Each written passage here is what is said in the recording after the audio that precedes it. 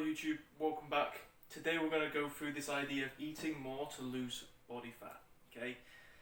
You've probably seen it, or people speak about it before, telling people that they need to eat more to lose weight. I'm going to walk through what this potentially actually means and in what scenarios it actually might be beneficial, because when people hear this it can maybe be a little bit confusing and a little bit misleading. So I'm going to try and clear up what it actually means and when it, again, you actually might want to implement eating more food. Don't forget, if you do enjoy the video, please do drop a like, please drop a comment as well. If you've got any questions I can get back to you, and if you haven't already, please do subscribe. Okay, so there's probably going to be like 2 or 3 reasons as to why you potentially take your food intake up when you're looking at dropping body fat, okay? Because we've got to understand and remember that if you want to drop body fat, you want to lose weight, you have to be in a calorie deficit, which means you're taking in less calories than you're burning, okay? So obviously, in a general sense, that's going to mean reducing your food intake, right? Not increasing it. However, like I said, there's maybe going to be a few instances when increasing your food intake in the long run might be more beneficial for your fat loss goals. One of those times might be when you have been dieting for a long time and you need to actually almost come out of a dieting phase, okay? Now this is obviously with a long-term focus of fat loss, of weight loss, right? But if someone has been dieting for a long time, over time metabolic adaptations will occur, which in a nutshell almost make dropping body fat, getting leaner, a little bit harder, okay? You know, hunger might be higher, you might be getting more tired, mood might not be as good, training performance might not be as good, sleep might be disturbed, you might be getting holds and plateaus in weight loss. And in those moments, for long-term fat loss, for long-term progress, it actually can be beneficial to come out of a dieting phase. So you might take food up for a short period of time, run what they like to call a diet break, before you then go back into a fat loss phase and look at progressing even further. For example, let's say you know your maintenance calories is set around 2,000, okay? That's where your weight's going to hold, that's where you're not in a deficit. But you've been dieting for a while and you've got down to say 1,500 calories. And you're noticing that weight's holding, you're noticing that energy's not great, hunger's quite high, you know, dropping calories in itself further would probably just not be beneficial. So you decide to take a diet break, like we just spoken about. So you take your food back up to 2,000, okay? Weight, fat loss probably isn't going to occur, okay? But what you're doing here in this diet break is letting the diet fatigue that is built up basically go away.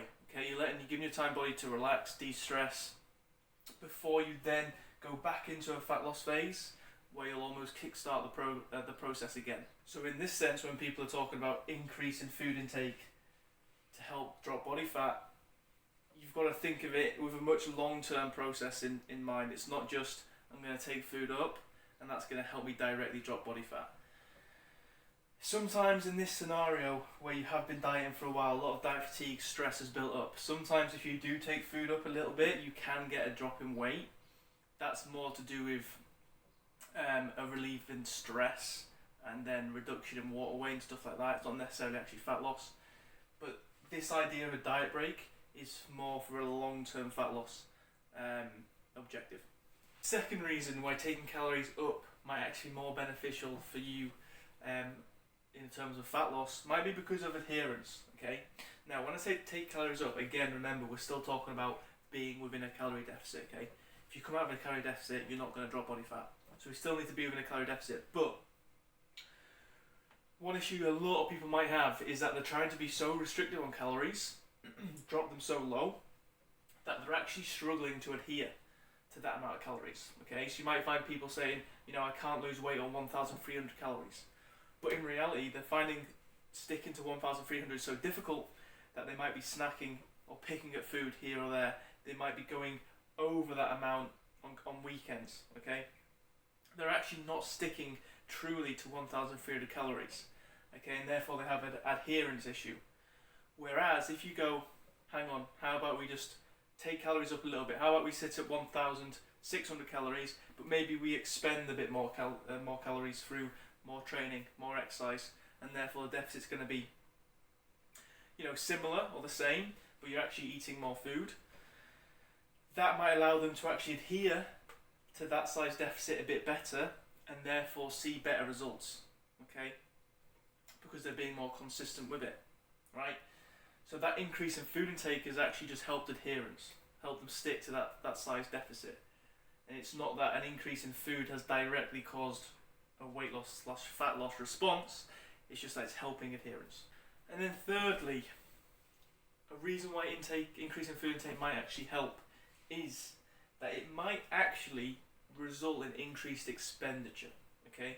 So like I spoke about on point 1, as you go through a fat loss phase, metabolic adaptations will occur, right? So changes will occur, most likely hunger increasing, most likely mood, energy maybe decreasing. And over time, if you're not on point with, controlling different variables, tracking different variables, without knowing, without being aware, you actually might find that your total expenditure actually decreases, okay? So the amount of calories you're burning actually decreases. Maybe you're not getting as many steps in a day. Maybe you're leaning on things a bit more, sitting down more, which actually, over hours, over days, standing versus sitting actually contributes to a lot of calories being burnt. So maybe without actually being aware, you're actually expending less calories. And when you actually potentially take food up, okay, even if it's a little bit, that in a sense might give you more energy, might improve your mood a little bit, might actually then help you burn and expend more calories in itself, okay? Steps might go back up. You might be standing, you might not want to feel a need to lean or sit as much, okay? Training performance might be better and therefore burning more calories. And in that sense, what you actually then might find is that the deficit in itself, even though you take calories up, might actually be a little bit bigger because we're burning more calories. That is a very specific case of where taking food up might help, and it's probably very individual dependent, but the possibility for that to happen is there. So hopefully this has helped you get an idea of why and how taking calories up might help further progress that fat loss, weight loss response. But hopefully it's also helped you understand that it's not directly taking food up which is going to cause the fat loss to continue or to progress further.